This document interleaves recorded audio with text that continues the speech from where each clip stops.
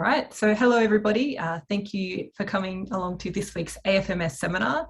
It's my pleasure to introduce our speaker, Professor Colm-Cille Caulfield. So Colm is the head of the Department of Applied Mathematics and Theoretical Physics at the University of Cambridge, and he's also a member of the BP Institute.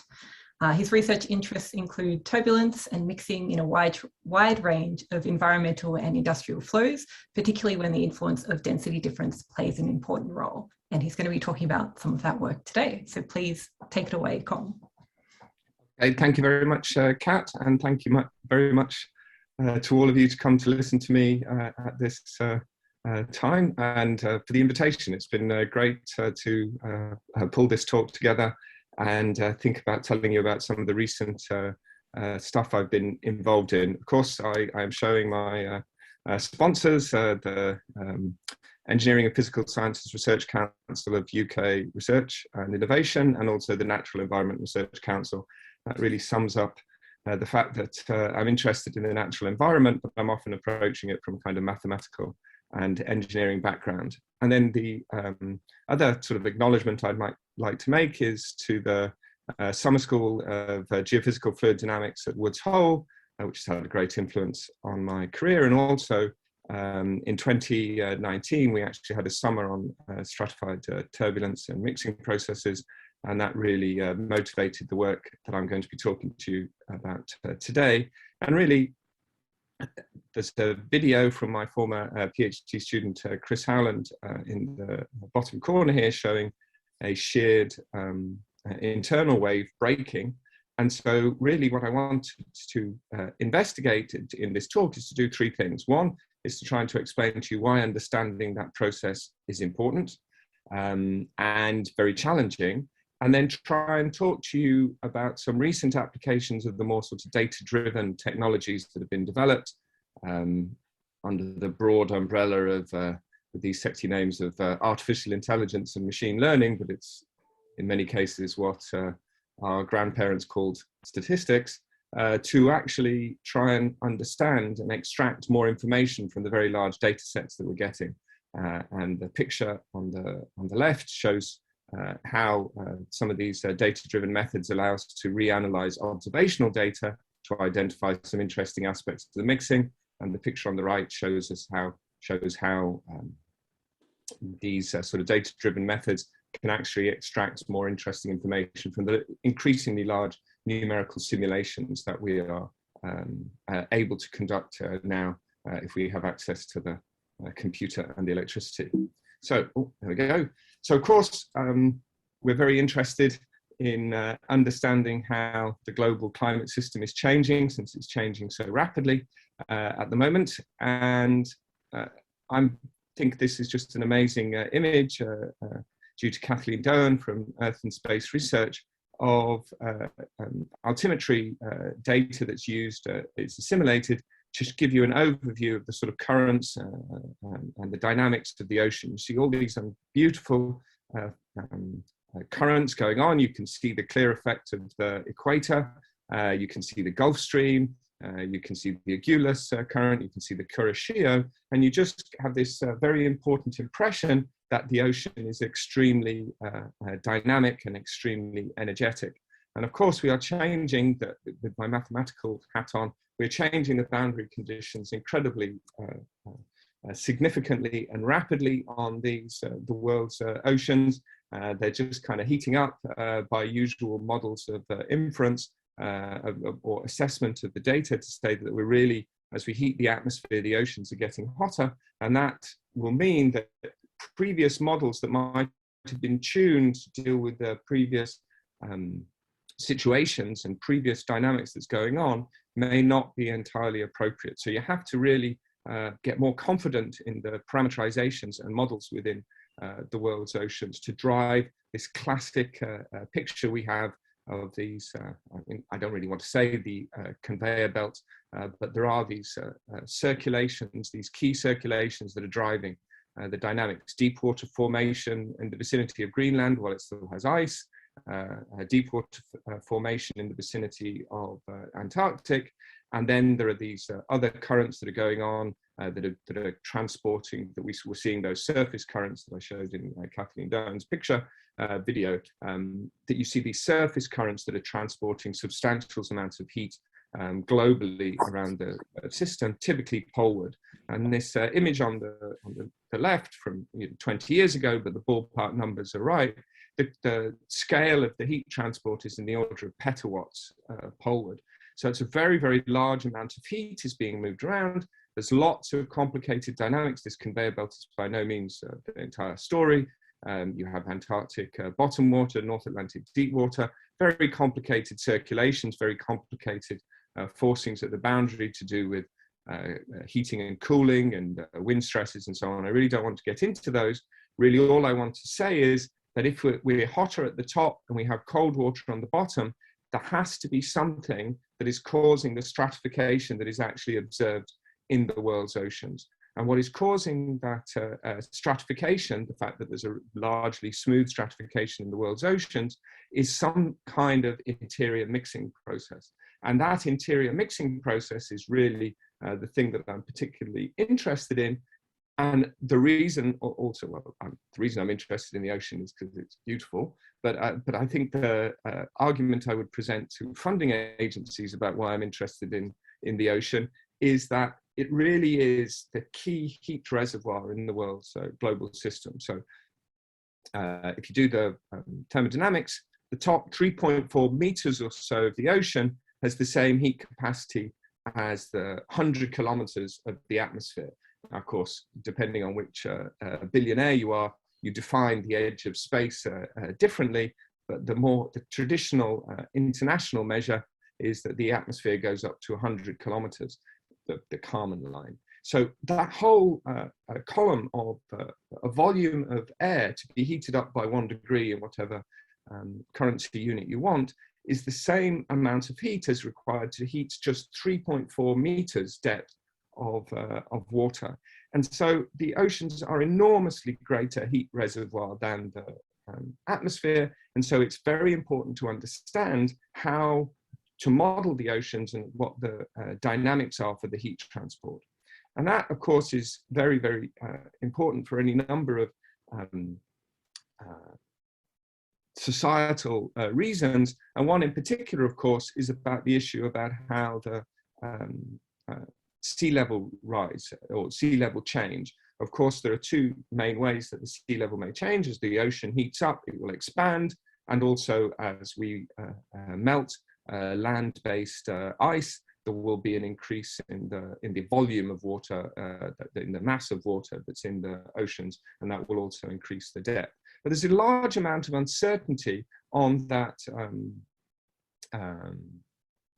sea level rise change, and there are really three fundamental aspects of key uncertainty. There's the issue of clouds. You know, they form on the scale of microns, and yet they can extend 100 kilometers, but it's a multi-phase flow with complicated thermodynamics, so I'm not going to get involved in that.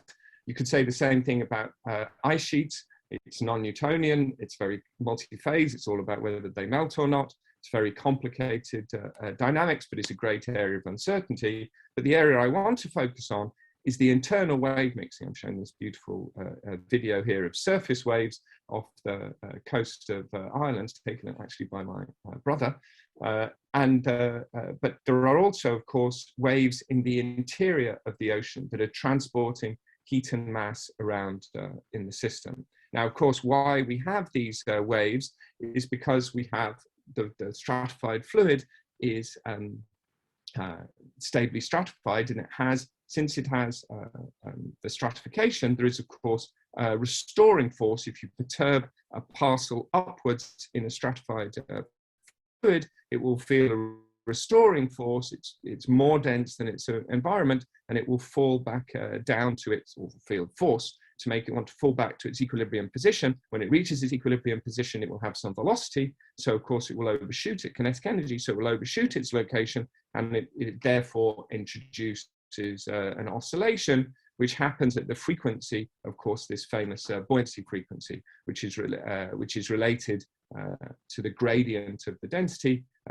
multiplied by the gravitation. So that's the natural frequency of oscillation of a vertical motion. But if you force the fluid at a lower frequency than that, which will be shown in this beautiful video here due to Barry Ruddick, what we see here, this bar, this vertical bar you see here, is actually holding a horizontal cylinder. And that horizontal cylinder is moved backwards and forwards at a frequency lower than this n within the situation. And you see these beautiful wave fronts. The phase fronts go down, the group velocity, the energy, the information propagates away, and you see these beautiful internal waves propagating within the system. Now, why am I so excited about internal waves? Well, internal waves, they are everywhere in the ocean. There's any number of dynamical mechanisms by which they can occur. If you have stratified, you have tides, of course, in the ocean. So you'll have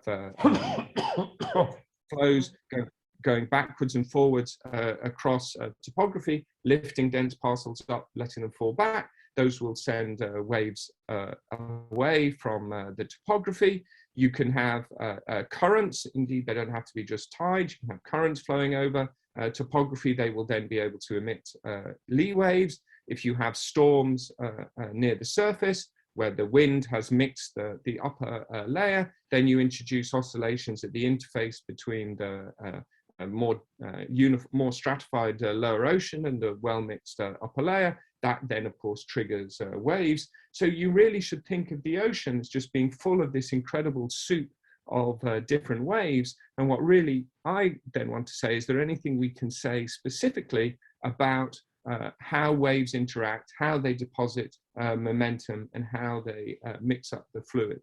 And this is a fundamental question to understand. You have to understand how these waves deposit energy non-locally, because they are going to be the mechanism by which you actually manage to have this interior mixing and this stratification that is observed in the world's oceans. As originally appreciated by this amazing man, Walter Munk, in the 60s, quite an incredible, inspirational scientist who did an amazing number of different things. Indeed, I was privileged to have him speak in a session that I organized at Ocean Sciences when he was well into his 90s, giving a research presentation. It was just astounding.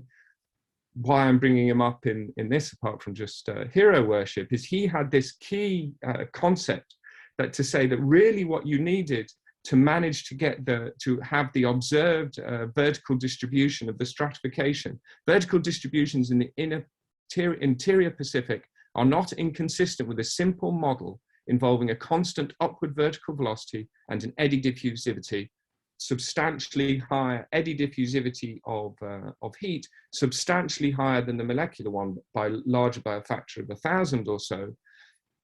And he said that you could, on the back of an envelope, argue that you could have such a structure, and it could be associated with internal modes can produce shear instabilities that could provide the mechanism for the turbulent diffusion in the interior of the oceans. Deeply influential paper. Really what he was saying, remember what we know about eddy diffusivities. It is that you have an eddy diffusivity is going to be, another way to think of these, of course, is how do you do a closure model? How do you change a second order correlation between perturbation quantities, vertical velocity, and density fluctuations? So that's, of course, so if you want to move heat upwards, or move density upwards, I should say, you want to lift dense parcels up. We'll tend to lift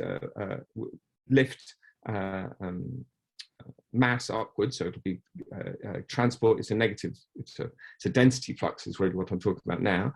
And you want to relate that to the way to the density gradient, because what you really are wanting to say is, for an eddy diffusivity, how can I get a second order correlation in terms of mean profiles? Because I'm going to come to talk more about observational concepts, but observationally it's easier to measure this, a heck of a lot easier to measure that than it is to measure this.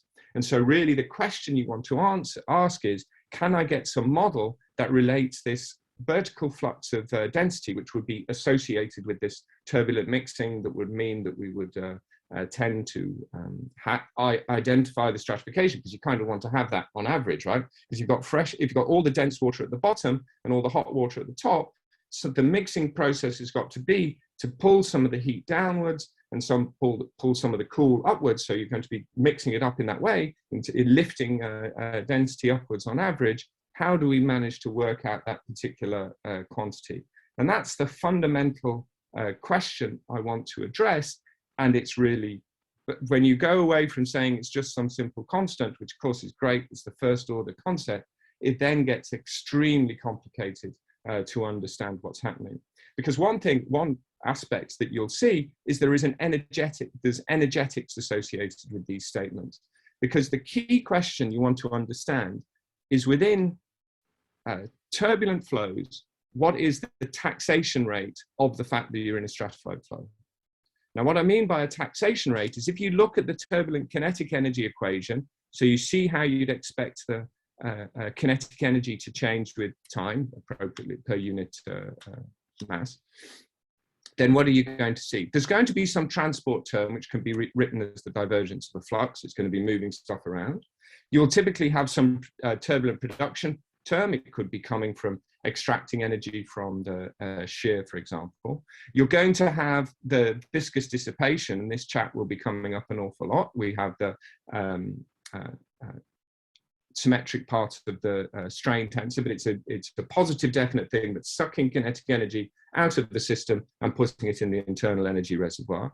And you're going to have this density flux emerges in this equation because there is an extra taxation, there's an extra sink within the kinetic energy equation, which can kind of be shown from this extremely simple schematic here. If I have a stratification and I have turbulent flow, you would expect that turbulent flow might well mix up some of that stratification. So instead of being this profile, you'd end up with either the green profile or the blue profile.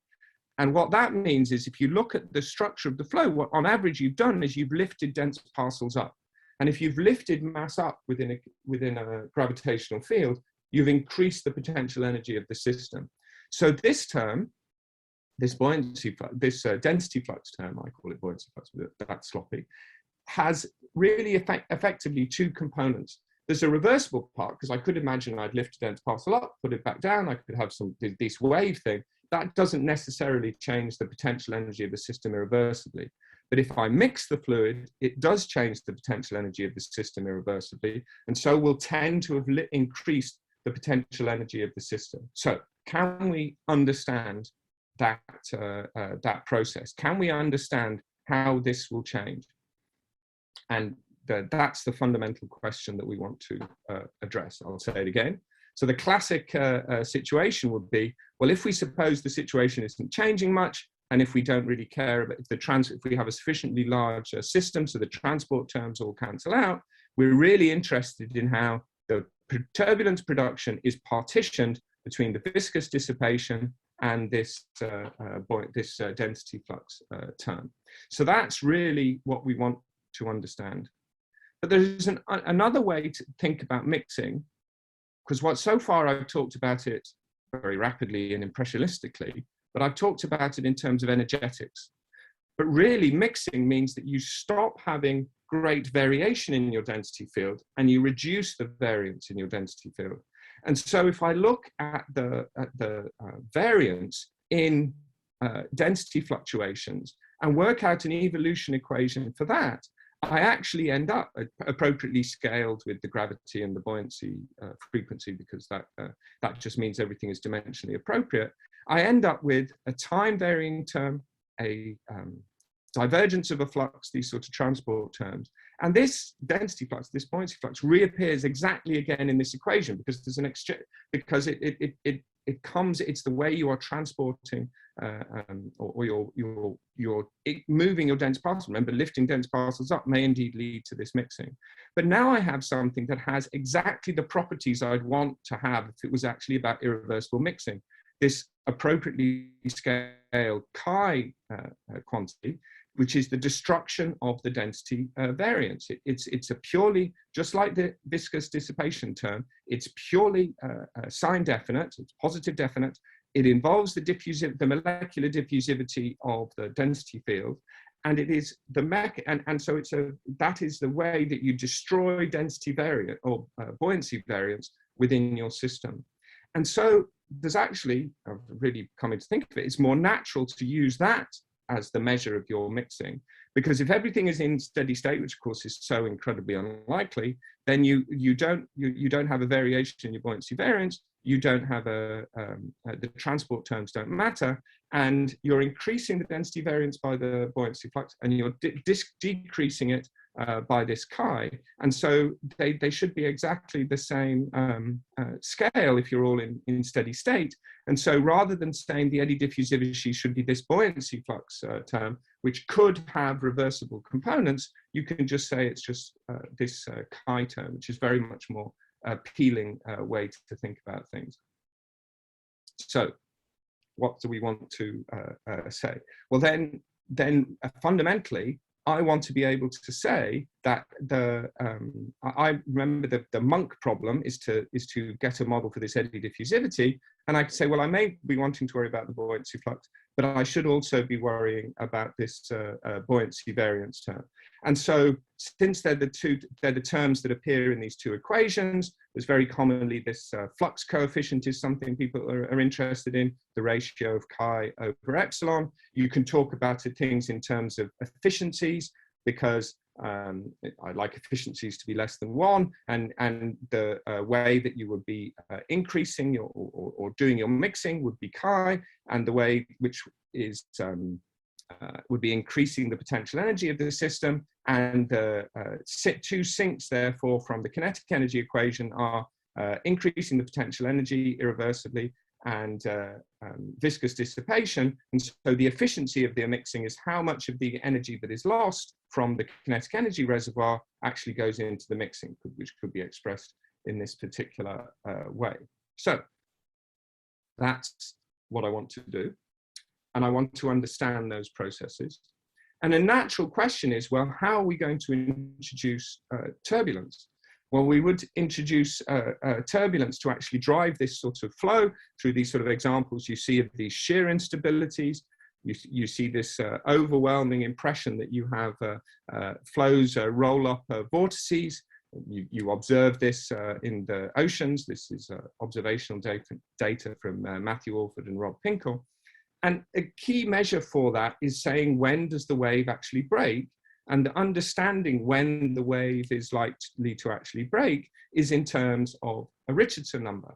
Is a nice measure, because the buoyancy frequency is likely to stop. The stronger the stratification, the harder it is to lift a dense parcel up to lead to this sort of overturning. And the stronger the shear that you have in the system, the more likely you are to have that sort of overturning. So this is an example of a sort of parameter that you can say, well, I want to look for situations, which is kind of what Matthew and Rob were doing in this data. I want to look for situations where this Richardson number drops below some critical value, and I get an instability, so I get these sorts of mixing events. But that's just one parameter of a huge number of parameters that you can have within the system. Because if you think about what you've got, the fluid has some properties. So there's the viscosity of the fluid, the diffusivity of whatsoever causing the density.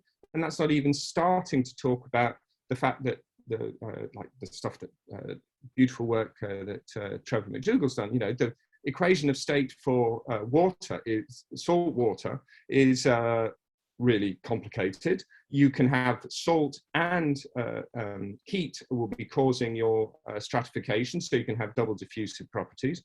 So the properties of the fluid are very complicated, which will give you non-dimensional numbers. The Richardson number is an example of something coming from background profiles, which is the buoyancy frequency and the shear. But the devil's in the details. What do I mean by the mean? What is meant by the mean profiles, these overbars? Because the ocean is varying in this very complicated spatio-temporal way. So how do I understand that? Then you might think about properties of the turbulence. I've talked about this dissipation rate. That's properties of fluctuation fields. And there's properties of the density fluctuation field, like this buoyancy variance, which in many cases can be identified as the potential energy or the available potential energy. Its destruction rate, chi, which can be thought of also as a destruction of available potential energy. And these all terms have dimensions, so I can form them into length scales, time scales, non-dimensional parameters. It's all really, really complicated to think about how I would be able to parameterize them. And so I gave a talk about this, and I think we don't really know, we don't even have an idea of what's going on, because its situation is so complicated, and people have such a wide variety of different views of what possible parameterizations you can have. And so let's stop having religious statements about what the right models to use, but actually think about what does the data actually tell us if we look at it in a completely physics agnostic way, i.e. we use data-driven methods. So just a classic example, of course, is a beautiful theory due to Tom Osborne, just saying, right, the first order thing to say is that the density flux should be proportional to the dissipation rate, which then tells me that these flux coefficients should be constant, and so they'd have some particular value. And then point 2 is the canonical value that's used. And so then you say that kappa T, this eddy diffusivity that we're interested in, well, it's the viscosity of the fluid, this quantity gamma, and this non-dimensional group with epsilon over nu n squared, which is commonly called the buoyancy Reynolds number. But this deceptive expression, well, you know, the whole thing is, if gamma isn't constant, it could depend on any number of different parameters. It could depend on the fluid properties, it could depend on properties of the background, it could depend on properties of the turbulence, this turbulent fluid number, or it could, this is really a hybrid, this buoyancy Reynolds number is really a hybrid quantity involving top property of the turbulence, property of the background, and a property of the fluid. Or you could do the alternative, the Osborne and Cox, which actually increasingly convinces me is more appropriate. Don't worry about the turbulent kinetic energy, just look at the sort of buoyancy variance equation and say that the eddy diffusivity should depend on chi divided by n squared. Of course, the devil is, can you work out what chi is? And when I say that this is religions, there's real debate in the literature about what these different what's the right way to approach this. I mean, there's a beautiful review from 2008. I say it's the Stanford School, even though, of course, Greg Ivey is a proud Australian. And we have there this statement, you know, laboratory and DNS work indicate that extremes, when the buoyancy Reynolds number is either small or large, the mixing efficiency, which is relatable to this issue about how big this gamma, how big chi is relative to epsilon, the mixing efficiency tends to 0, and the use of 0.2 cannot be justified. And then they quite reasonably said, there is a fundamental inconsistency between the results from the laboratory and DNS experiments, and the inference of diffusivity from microstructure remains unresolved. That was 13 years ago. Then 3 years ago, Mike Gregg and others wrote a review article and said, it's long been understood that mixing efficiency is likely to be constant, but using a constant value agree better than do coefficients and efficiency from simulations and experiments. And so it's bizarre. The reasons for this agreement are not understood, particularly in the view of the other dynamics. So gamma clearly isn't constant. Gamma goes to 0 in some circumstances, but it then seems to work well to say gamma is 0.2. And so, you know, it's incredibly unclear about what's going. And I recently would argue, and I still think it's true, it remains extremely difficult to say anything generic about mixing. So therefore, I kind of say, well, if it remains extremely difficult to say anything generic about mixing, and I say you should focus on structures rather than statistics, because structures seem to be very important. The real point I want to start to argue is, yes, we don't know what's going on, but we want to see if we can apply data-driven techniques. So once again, I want you to just come away with this single thought. What happens if we say we have machine learning, artificial intelligence, if we have physics analysis of our data, but it isn't to say that we don't want to think about it physically. It is to use the data, to use the new tools of analysis of data to gain insight into our system in a particular way that then allows us to reinterpret what we're observing, to say, right, okay, this will highlight things we then need to think about and try and model physically. And so I'm going to now try, in the second half of my talk, which is a little shorter than it should be, try and do 2 test cases of examples of how this works. And so the first example I want to do is to talk about a reanalysis of some observations that Jen McKinnon et al. Reported in 2019 off a reef, the Velasco Reef from Palau, north of Australia and Indonesia. Rather nice place to do observations. It's not exactly the North Sea. And so they took these microstructure observations off this reef, and they took measurements of epsilon. I'll come on, there's a subtlety about the measurements of epsilon, and measurements of chi over 300 meter depth. So there's examples of 2 of the data sets. And so they were able to take measurements on centimeter type scales of epsilon, or an appropriate model for epsilon, I'll come back to that, chi, and n squared, the background stratification. And the question we wanted to do was, well, could we use unsupervised machine learning to identify the particular structures that we were observing? And what do I mean by unsupervised machine learning?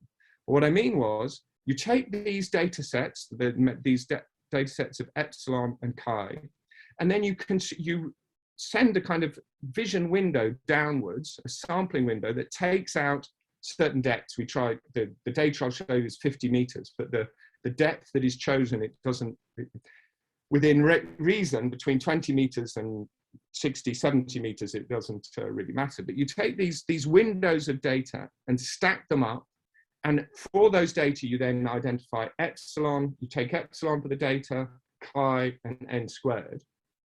And then you try and say, well, can I identify clusters of data within those data sets that have similar properties?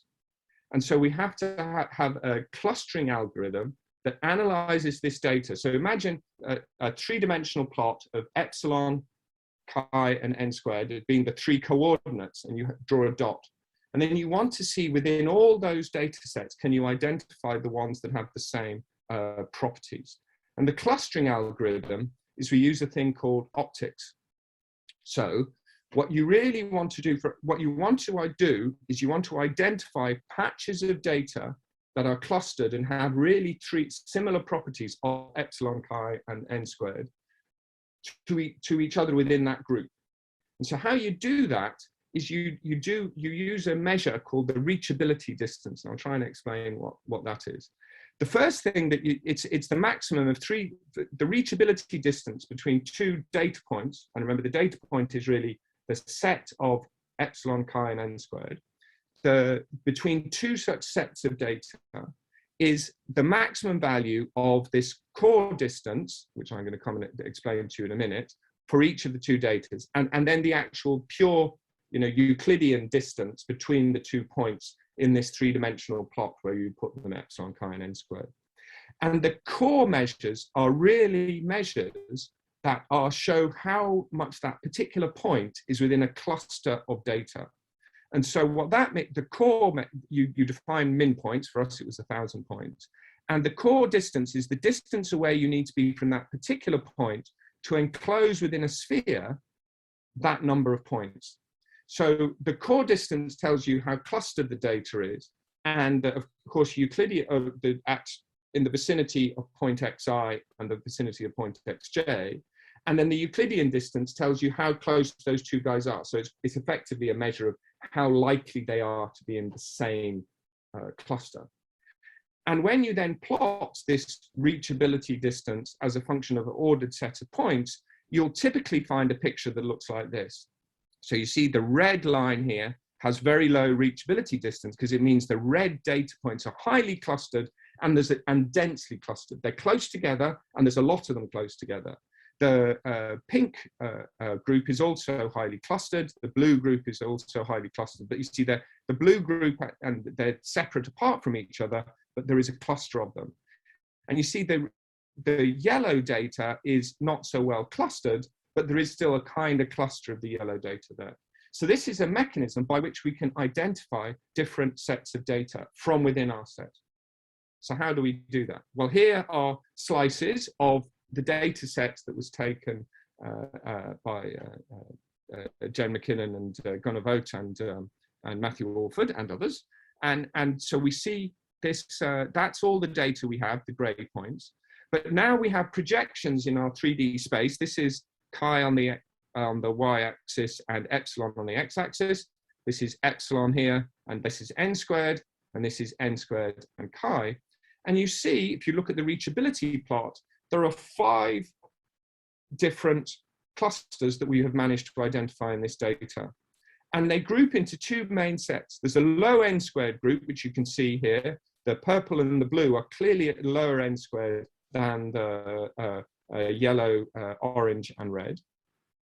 So there's a low n squared and a high n squared cluster. And you see that then each of those clusters are really sorted by epsilon, by their dissipation rate. The blue has higher typical dissipation rate than the purple. The red has higher dissipation rate than the yellow. And so we have automatically managed to look at our data and extract these data sets. And we can then go back and plot them against other things that we didn't put into our clustering algorithm to understand what's happening. So for example, this is now a 3D plot. It's chi along here, epsilon along here, the logarithm of it. And we make balloons of the location of where these data sets are in terms of relative to the shear. And you'll see there's several interesting points. The high n squared cases, there is a strong correlation between epsilon and shear, which is perhaps unsurprisingly. The higher shear is, the more turbulent we expect it to be. It's arranged in that fashion. But you'll also see that remember, these were the 2 that had a low n squared, the purple and the blue, and they have very different dissipation rates, but very similar chi, lower chi than either of the other 2. So the purple and the blue aren't doing any mixing, but they have very, very different dissipation rates, whereas the other 3 have have both mixing and different dissipation rates. So remember, we put in epsilon, chi, and n squared, but we can know what the shear is and we see some pattern, but we also know where the data was taken. We can backtrack where these particular cluster informations have come from, and we see this beautiful structure. Here is the distance out from the ocean floor. There's the ocean floor. And the coloring shows you where these different data sets are. And we plot the PDF of the data as distance away from shore on the top, and then in terms of depth along the side. And so now we see a real signal to what's going on. We see that the blue, remember that was the higher dissipation rate, low n squared data, is in the upper mix layer near on shore. We see the purple is below the mixed layer, below the thermocline, offshore. And the red, orange, and yellow are all effectively at the same depth, right in the thermocline, but they are separated as offshore. So the red data is very much near the reef, stronger turbulence, but they're all mixing in the same area. And what's even more elegant to me is something that I haven't told you before, which is these are actually data from 2 different days of observation. And we've all put them together, and we didn't tell the algorithm that, but the algorithm understood that.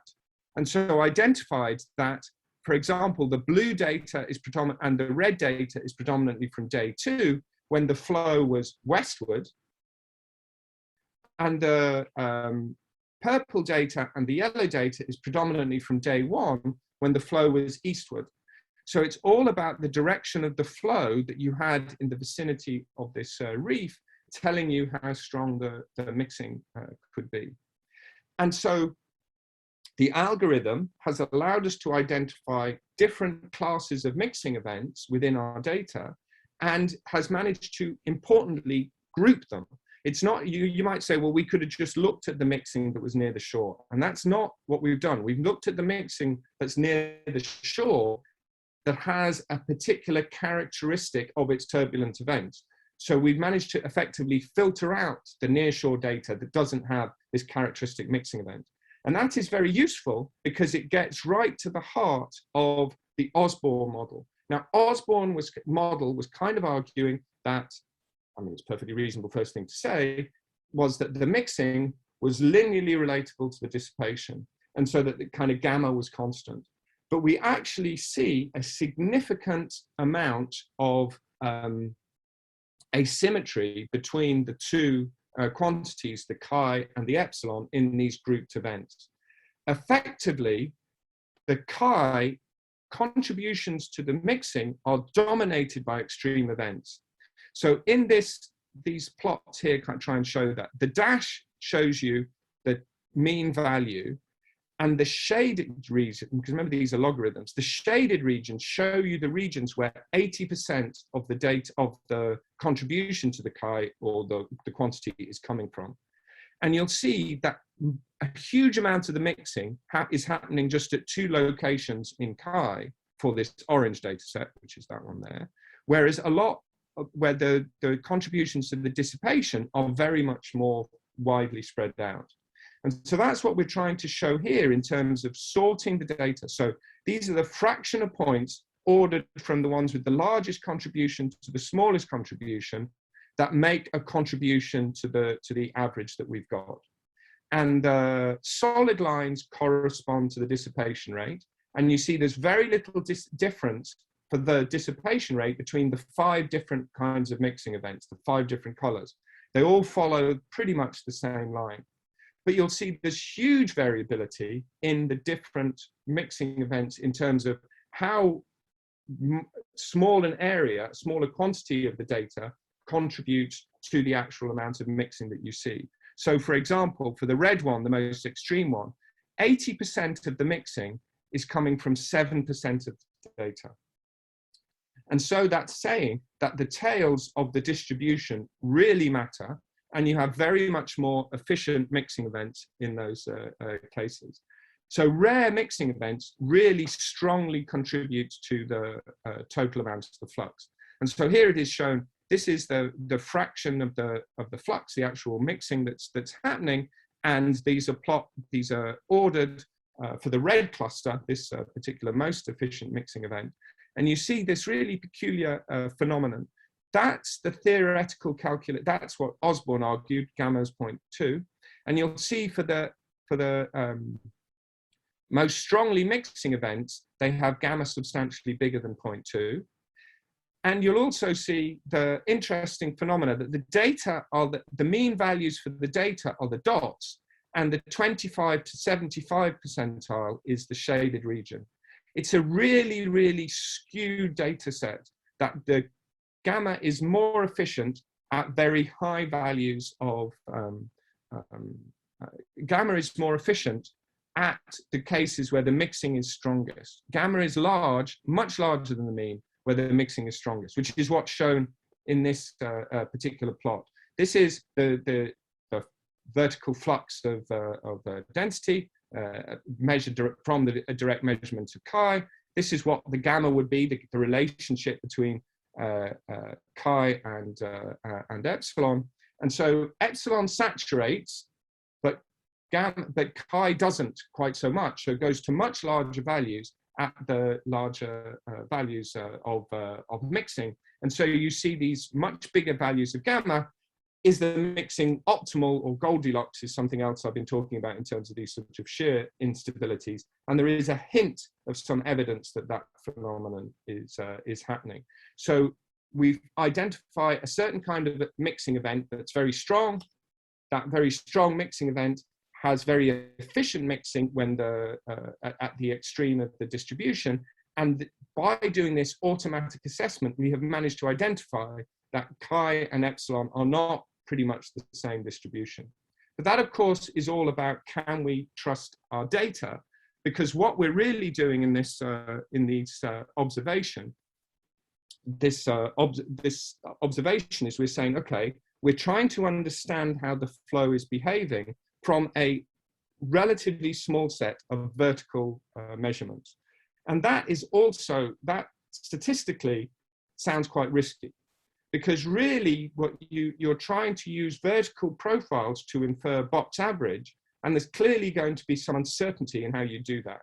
And so a question we asked, a paper led by John Taylor, was saying, okay, well, for these different sort of theoretical models of using the Osborne model or the Osborne-Cox model, or just using the direct measurements of buoyancy flux, if we start off with a numerical simulation and drop through that numerical simulation, take profiles as if we were doing an experiment, how many profiles would we need to take to get a good estimate of the true box average dissipation rate, which is shown with the black line? And lots seems to be the argument. You need to have, even when you have 20, you have a huge variation in terms of the different colors of these different estimates. Interestingly, Osborne-Cox seems to be, the evidence pointed toward Osborne-Cox being better, and using the overturning scale, the Thorpe scale, wasn't particularly good. But there was emerging evidence that it seemed that there was a situation where the overturning scale was roughly the same as the Osmodov scale, for the aficionados, the scale over which the buoyancy starts to affect vertical motions very strongly. But this was just the straightforward way to say, right, I take lots of profiles, and how many of those profiles do I need to average to start to get good estimates of what we actually want to measure, which is what we're claiming we're going to measure is the box average, actually the dissipation or the mixing that's happening in this region. But that's really not very satisfactory, because there are two issues with that. One, we're not doing this, we're not trying to build a model, we're just saying use these models that were done from pen and paper theoretical grounds. We're not trying to build the best model, we're just trying to use those theoretical models and say how many of those ones and do they actually converge to the real answer. But there's also a dirty secret, which is the real observational measurements have in themselves many quite reasonable implicit assumptions. And one of the most significant assumptions is that that they assume that what they manage to measure is effectively just the component of the vertical shear. They measure du dz and dv dz. And then they say, for the surrogate model, the dissipation rate can be measured, can be assessed rather in terms of all the terms of the strain tensor, just using what I've measured and assuming the flow is stationary homogeneous isotropic turbulence. So du dz is the same as dw dx and so on, so I can just sum them up. And if you look at turbulent stratified flow, you can, in the great words of Douglas Adams, it's almost, but homogeneous isotropic turbulence is almost, but not quite entirely unlike stratified turbulence. Stratified turbulence is profoundly spatiotemporally intermittent and is also highly anisotropic, because up matters. So if you have the vertical direction is very different from the horizontal directions. So the question is, can we actually use data-driven methods to develop a better way to estimate the actual value of the dissipation from a vertical profile than just assuming the turbulence is isotropic? And once again, we use numerical simulations to analyze that. So the way we do that is we use what's called a probabilistic neural network. So you go to a large numerical simulation, as said there, the 270 billion data points, and you take you drop profiles through that data set as if it were an observation. And so therefore, what you measure in your numerical case as an input is the density gradient, because that's what you get from an observational measure, and this purely vertical shear component, this du dz squared plus dv dz squared. And so then you say, okay, I want to then produce a model from a neural network that fits as well as possible the observed data being sampled from some distribution which has a mean and a variance, a mean and standard deviation. And so statistically, using Bayesian inference, I'm determining the best possible model for the observational data in terms of the observational data being sampled from some statistical quantity. And of course, I do that using a convolution. And the key point about the convolution is that that allows us to get information that is non-local. Because the non-locality, the fact that I have these regions of high dissipation and regions of low dissipation, this profoundly anisotropic structure at later times in the stratified flow, this huge sort of network allows us to identify that particular process. And so I rushed through it and I haven't really explained it, but really what we're doing is we're making a way to identify distributions from which we appear to have sampled the data. And so that is really a much better way to go than rather than say we focus on the single observation. We say, okay, we can then infer what sort of data set we are actually sampling from to determine the observation that we've got. And so if you look below, then you construct the PDFs of the way you reconstruct it. This was the true data set. This is the one reconstructed from this neural network. The red line is then this profile turned on its side. The red line is the vertical distribution of epsilon through this system. The black line is the truth. But because we have a statistical statement, we know the standard deviation as well. We also have some estimate on the error bounds, which is the red data. But what I find even more impressive about this is that as time evolves in this stratified flow, as it becomes more anisotropic, the agreement between our neural network and the PDF of the distribution of dissipation of the observations remains virtually identical. The blue is our neural network estimate. The black is the actual values. Whereas the surrogate model, this model that assumes the flow remains isotropic, gets it very wrong. And in particular, gets it very wrong on the tails, precisely the regions we want to know well. So, whistle-stop tour through that. I certainly should have talked less about the background and more about the neural network. But it's very important to appreciate that extreme events seem to matter. It's very difficult to say things generically, but physics agnostic analyses like I presented here identify interesting properties that then allow you to look at the flow, not in terms of a single realization or a very small set of realizations, one single numerical simulation or a restricted set of observations, but allow you to infer properties of distributions, of statistical statements to do with the flow. And if you get some good model for what the statistical properties of the flow that you appear to be sampling, then you can really go to town on trying to understand the physical properties of that statistical distribution. How many extreme events there are, what form the extreme events take, because that's what you really need to know. And I would argue you have to go this way because numerical simulations are getting bigger and bigger and bigger and bigger and bigger. So, for example, we've just, with Steve de Bruyncott and Jim Riley, we're just analyzing a data set now that has 3.5 trillion grid points per time step. It's a gigantic simulation. And so, you know, compared to the simulation I did on my postdoc, that is 3.5 million times bigger than a simulation.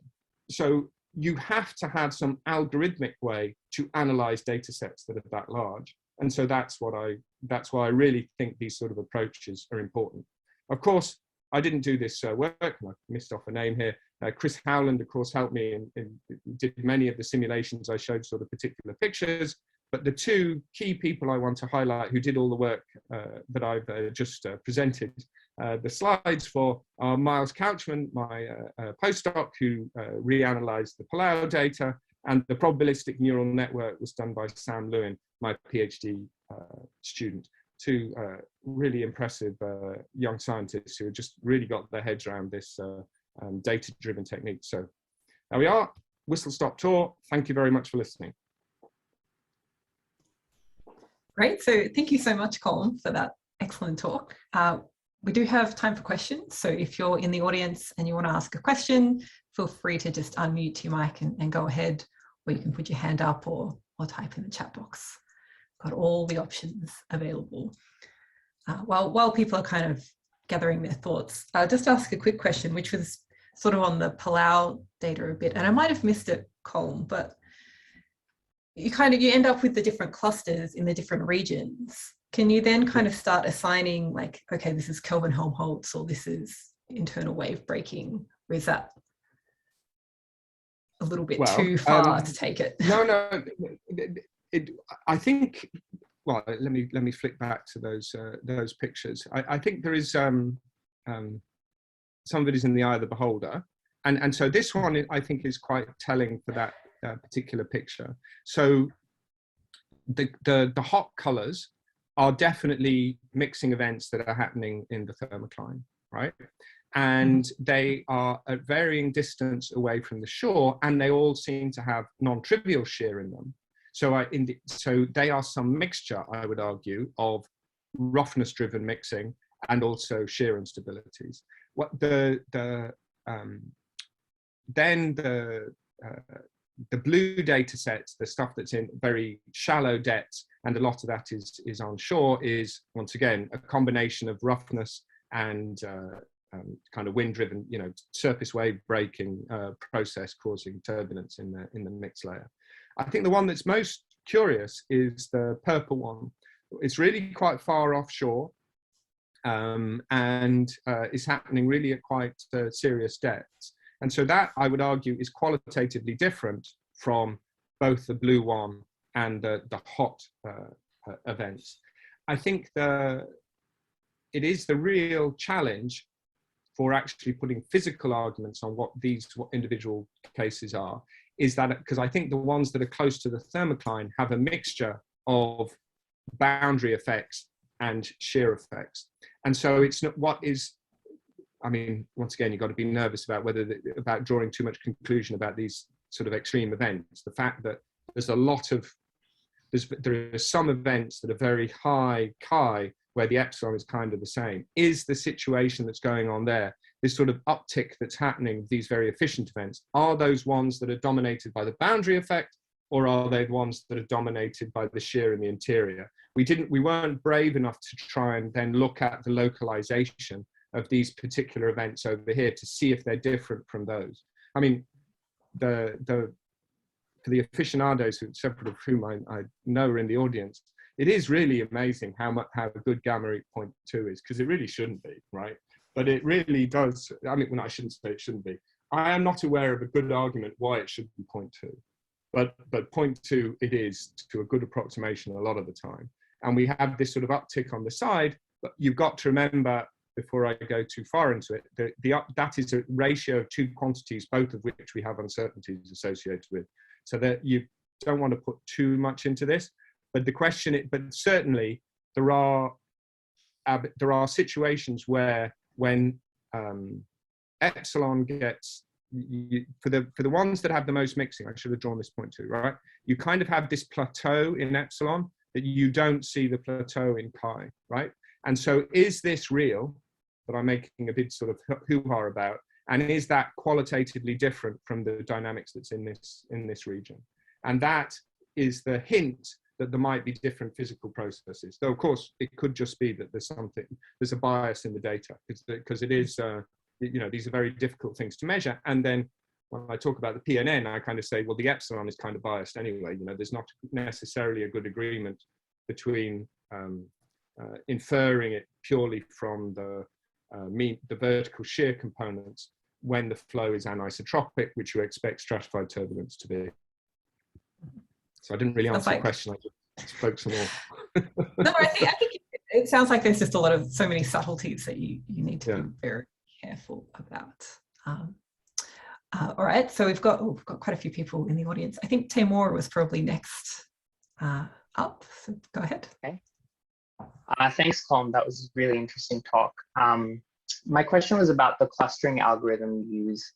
I've seen a lot of different papers recently come out using k-means, Gaussian mixture modeling, hierarchical clustering for temperature and salinity profiles. I was just wondering if you had thought about how robust your results are across all of these different algorithms, and also like, I guess a more broad question about as we start to apply these different clustering techniques to oceanographic data sets, if you've thought about kind of a standardized way by which we can think about what to use and what not to use, because there's so many different options out there. Yeah. That's a very good question. So, I mean, the short answer is slightly facetious. Miles tried many different algorithms, and this was the typical result, i.e. the best, right? So there was this one seemed to work best to have more robust estimates. So he did try k-means, for example, and then it was very sensitive to his choice of parameters, whereas the broad subdivision into something in the upper layer, something in the deep offshore, and something in the thermocline was really quite robust to changing the parameters of min points and to changing min points and changing h, the windowing depth. So we had a bit more confidence in this algorithm than other ones. I mean, that's something that the broader question that you've asked is something that I am very, very interested in, and that's really the biggest question of all, right? You have all these off-the-shelf different algorithms, and you want, and yet users of them in data-rich fields want to have some confidence in the robustness and a kind of decision tree about which ones are the right ones to use, and to go and understand get some better handle on the underpinning mathematics and statistics about which ones are quote unquote the best ones to do, rather than try them and get to NeurIP's conference proceeding is the really big question. It's a wild west at the moment. I don't think that's sorted out, but I think that's the real prize for the applied mathematician out there, is to say, right, for this form of data sets, we would really recommend this. And the reason we can make these, if not rigorous statements, at least proofs by plausibility about why it is better to do this or that. But why we did this, he tried several different ones and then tested robustness, and this one seemed to be the one that gave the same answers with tweaking the parameters. Whereas if I remember correctly, k-means was kind of very, in some sense, noisy and very unreliable. You couldn't, every time you did a different calculation, it looked different. Thank you. Great. So I think Trevor was next. Yes, nice talk, Colm. Just thinking more about the blue water and that sketch you have of all those processes causing waves and turbulence over topography. One of the hot things in the last half a dozen years about that is the realization that bottom intensified mixing, and of course deducing from the mixing what the upwelling is. It's a separate issue. Do you think, what does your method say or could say to of the issue of applying this near boundaries as opposed to in the interior, and do you have access to data sets like this where you could do this machine learning approach? I guess so. I've had to answer the second bit. I'm collaborating quite a bit with Matthew Orford for various reasons, but particularly with Ali Mashiach as well. So I do hope to be able to get access to the boundary data, because you're quite right? So it connects to the answer I had to Kat. There is some tantalizing evidence here that you are able to identify something that's different when it is near a boundary than when it is not near a boundary. And and I'm loosely saying it's redder here and it's yellower over there.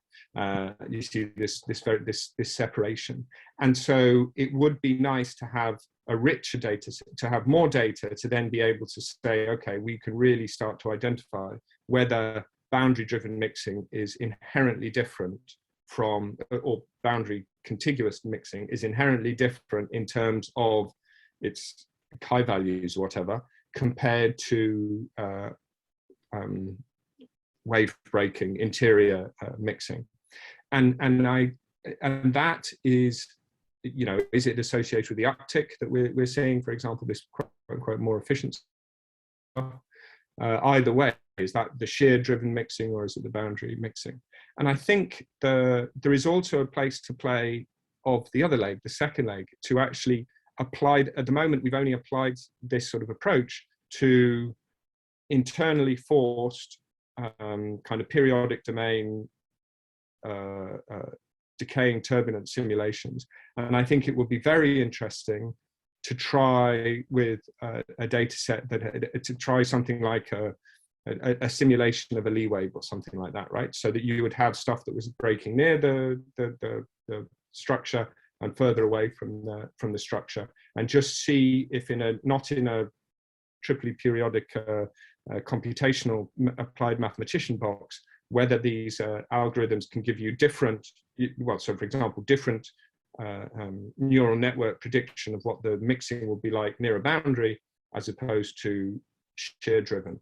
So in principle, it could happen. It's as ever with these things, you need the data sets, but that would be a really, yeah, no, I think that's a really good idea. It would be really nice to see if because the philosophical point about the PNN is what you're doing is you're inferring the properties of the underlying distribution of the quantities you're interested in from the observations you've made. And so if you have observations near a boundary and far away from a boundary, can you detect structural differences in the distributions that are apparently there? I mean, and there are, you know, of course, hypotheses from the fluid dynamics community that you can, but it would be really nice to do that algorithmically. Thank you. Great. So I think Jeff has been waiting patiently. Go ahead. Thanks. Thanks, Colm, for a great talk. I just want to go back to the beginning. The point about what is the overbar mean? Does it mean spatial temporal average or something else? So I guess the eddies are built into, in some way, they're affecting what you would get as a result of taking a spatial temporal average. So I wondered what you think about some other possibly more fundamental ways of defining that. To me, it seems like there should be some kind of reference state like that the fluid would relax to in like infinite time that might be more relevant. What do you think? Yes. So that, for example, I mean, the work, Hessam Saliapour had this strong argument that it was, though it's something only a computational scientist could do, that you would get better estimates of kappa in the Osborne-Cox model if you used the n squared associated with the background potential energy, the sorted one, rather than a time, the present time average. So there's clear evidence that, I think from his work and other works, that there is often a better, and Remy Tailleur regularly discusses this point with me, that there are hints that there are appropriate, more fundamental ways to do the averages, kind of what I was thinking of that when I wrote the talk, than just the simple horizontal average. And so you've got to be very careful about what you mean by these particular things.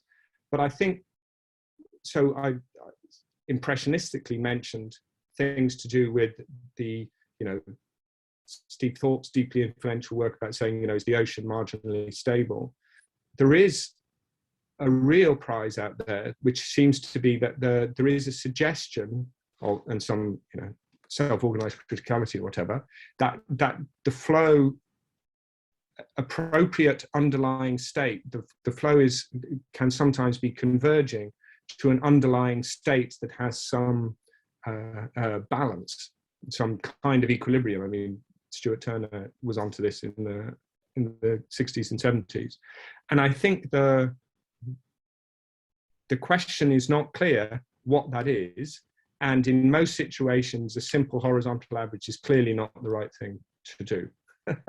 but I guess I don't have a more coherent answer than that. That sometimes the sorted, well, a lot of the cases, the sorted profile, which is entirely notional, is still a very good choice to use and does seem to have some meaning. And so then the question is, what is that meaning? And indeed, sometimes saying, you know, you have a simple linear profile is useful, and you kind of think that that's, well, is that some first term of a Taylor series expansion? That's kind of unsatisfactory, but still it kind of works, right? You know, Richardson numbers kind of close to a quarter kind of work, and it's not clear why that is. And you know, that's kind of related, you know, gamma being 0.2 is kind of, you know, turbulent Prandtl numbers about 1, flux Richardson numbers about a quarter, you know, it all kind of adds up or less than a quarter, but around in that ballpark at least. It kind of adds up to suggesting there is some underlying structure that the flows are converging to. But that's an open question. I think we're at the stage where stuff is kind of emerging. So once again, philosophically, I think as we have so much data, you want to kind of, it's not, I'm not at all arguing that you use these sort of data-driven methods to then give you the answer without you then thinking about it. I just see it as a new tool to allow you to extract possible questions from the data to ask, right? So if you manage, for example, to get a cluster of data that has a particular profile that seems particular properties of other profiles, like the correlation with the shear or whatever, then you should say, well, is there something that is that the right way to look at the data? If I didn't group on it, I should have grouped on it, or can I explain that there is a balance associated with that? And I don't know, and we're just at the infancy of doing that, but I think that's really the right way to go. So that's a very long and wandering answer to saying, yes, I think there are circumstances where there's something other than just a horizontal average or a time average. And I think that's a very, very interesting question. I don't have an answer. Okay, thank you. All right. Anyone else in the audience have any last questions?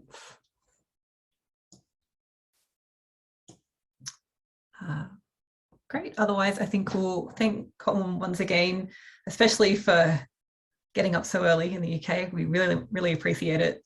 And thank you again for the fantastic talk. Thank you for listening. And the sun is now up. Success.